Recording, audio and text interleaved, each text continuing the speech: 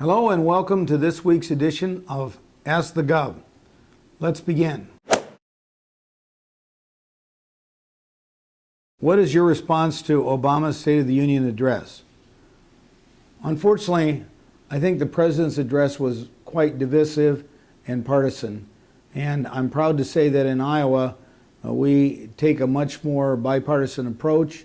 I'm proud to say that even with a split legislature in this state, last year we were able to pass the biggest property tax relief in Iowa history, major education reform, and our health and wellness plan, which is designed to reform Medicaid and help people to be healthier, not just expand the number of people that are covered. And I think the approach of working with people and not accusing and attacking the other party is much more successful in Iowa than what we've seen in Washington, D.C., where they spend their time attacking each other and the budget deficit continues to grow. The second question comes from Carly via Twitter. Carly asks, cuts to the DNR budget have left Iowa parks in a sorry state. How are you planning to improve them? I'm proud to say that I was involved in helping start the Iowa Parks Foundation, and this is a public-private partnership designed to get private individuals and businesses involved in supporting our parks. I also recommended a $2 million appropriation for the Parks Foundation this year, and we have $6 million for REAP, which is a program that provides resource enhancement and protection, including open spaces money that can help support improving natural resources in our parks. And we've also provided money for through the Iowa Infrastructure Fund for upgrading and improving many of our properties at the state parks. So although Iowa parks have been somewhat neglected in the past, we are preparing for the 100th anniversary of the first state park in the year that was founded in 1920.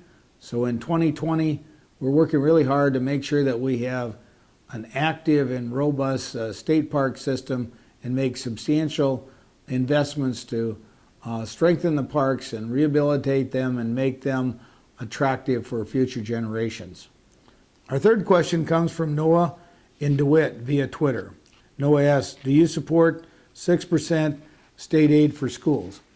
Last year we passed a major education reform that does provide 4% supplemental state aid for each of the next 2 years for schools, plus we're putting money into a new teacher leadership program that will provide additional funding each year for the next 3 years to reward teachers for taking on more responsibility to be leaders and mentors and coaches to help improve the skills of teachers and the performance of Iowa students.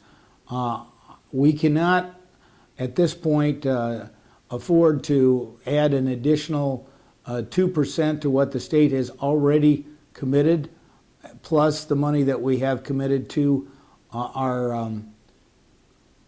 our teacher leadership program.